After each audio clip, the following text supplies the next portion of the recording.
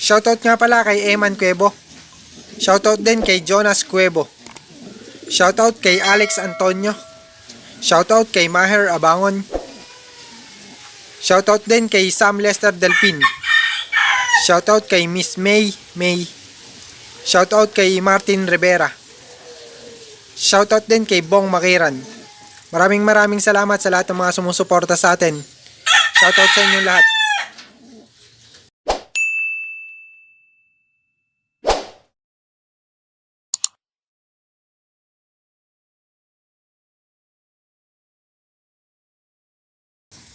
Welcome back mga kahabi. For today's video, magsusubo lang tayo ng vitamin sa mga kalapati natin na young bird nga para sa south.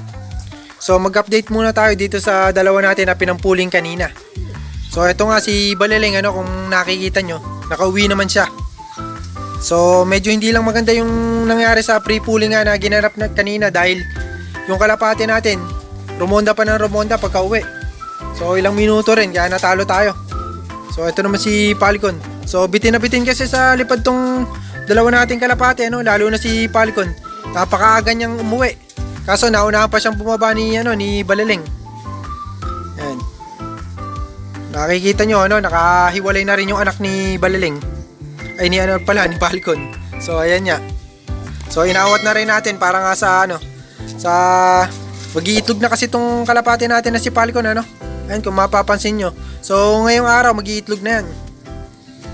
Okay naman yung kondisyon nila. So mag-update na nga tayo dun sa mga young bird natin para sa south na inihahanda nga natin dahil nagte-training na nga yung mga kalaban natin. So tayo nag-self-toss lang tayo kahapon, sila nag-loading na kahapon. So kanina rin yung release nung nila, training nila sa club. So tayo hindi nga nagsampa. A few moments later. So ito na nga yung mga young bird natin para sa south, Ayan, kung mapapansin nyo. 7 lang naman yan. So medyo hindi siya ganun kabigat sa bulsa, Kaso meron pa tayong nilalaban nga na para sa south na sa kasama nga natin si Sir SBH. So medyo marami rin yung namin pang south namin dito, mga kulang 20 siguro. Ayan, kung mapapansin nyo. Okay naman yung mga kondisyon nila. Pero susubukan pa rin natin ng vitamins, So papakita ko nga sa inyo yung sinusubo natin na vitamins sa kanila, saka yung epekto nga na nagagawa ng mga vitamins na sinusubo natin. 2,000 years later.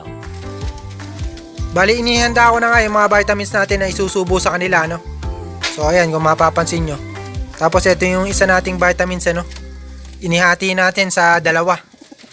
So 7 lang naman yung susubuan natin ng vitamins, kaso nakawala pa nga yung isa nating kalapate. So dapat pagkatapos nating magsubo ng vitamins, magpaparonda tayo bago magpakain. Kaso makulimlim dito sa amin, mukhang ulan. So mga young bird yung mga kalapati kasi natin Kaya baka hindi na natin parondahin, baka mahirapan sila kapag inabutan ng ulan. Magaya doon kay 1.5 saka doon sa choco natin. So ganun kasi nangyari doon sa choco natin saka kay 1.5. Kaya nadali tayo, nawala yung dalawa natin. Inabutan ng malakas na ulan.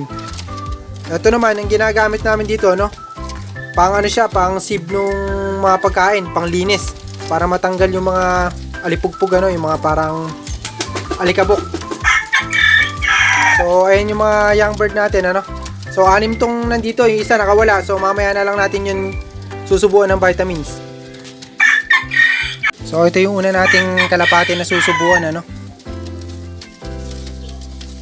mga netoy line natin.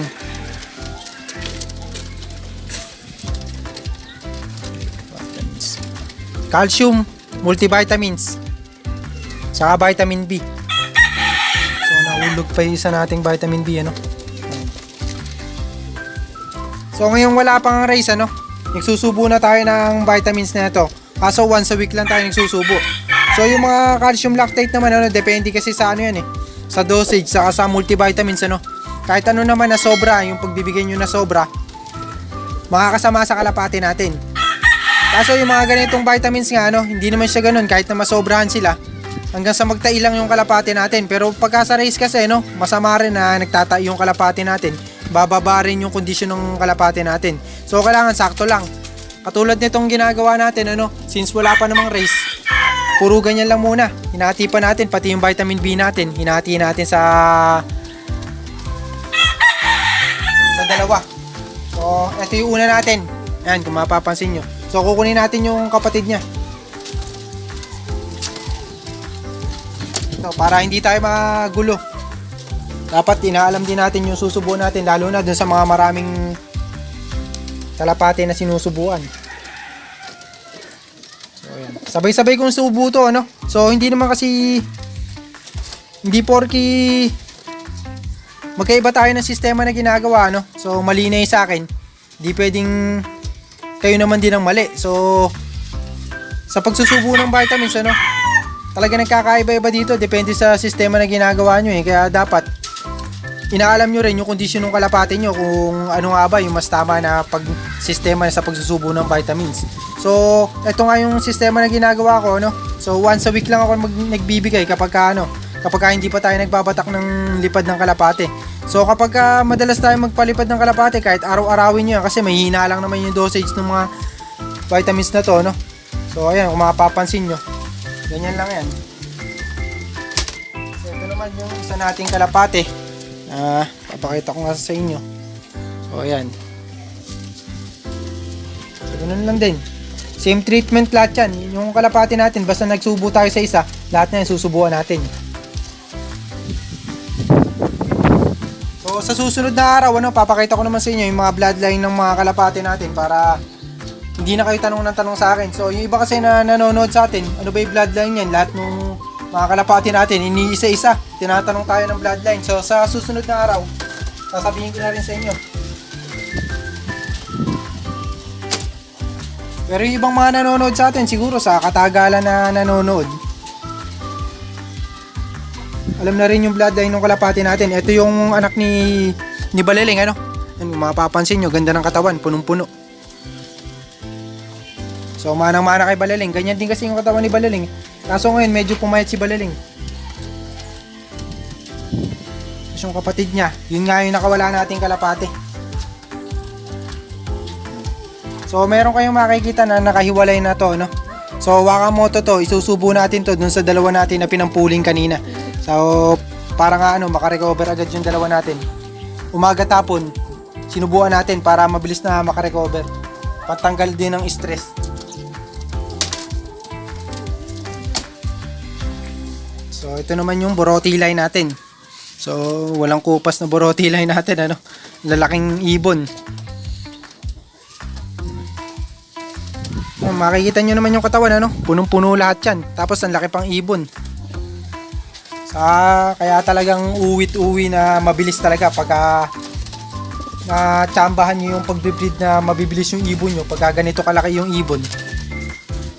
Talagang sigurado mga speed bird.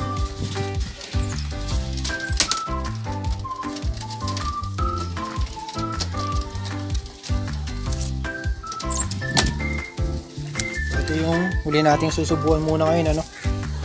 Ayan. So, Boroti line din to. Magkapatid sila nung una. Kaso, second clutch to. Ayan, kung mapapansin nyo, lalaki ng ilong. So, yun naman ang mapapansin nyo sa mga Boroti line natin, ano? Malalaki yung ilong.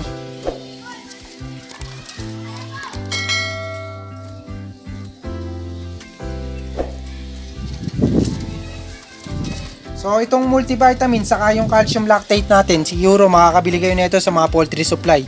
So, ganun din to sa vitamin B natin. So, magtanong-tanong na lang kayo sa vitamin B nyo. 100 pieces lahat yan, ano? 100 pieces na to, 100 pieces na to, 100 pieces din to.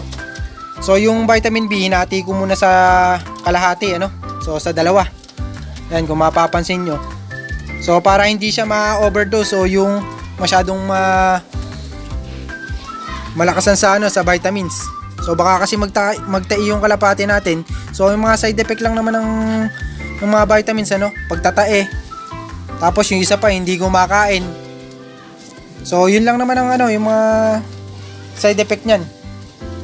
So, isusubo na rin muna natin tong Wakamoto doon sa dalawa natin na kalapate. So, ayan, hindi. So, ayan nga, yung mga kalapate natin, hindi na natin yan paparondahin dahil nga sa panahon sa atin, kung mapapansin nyo,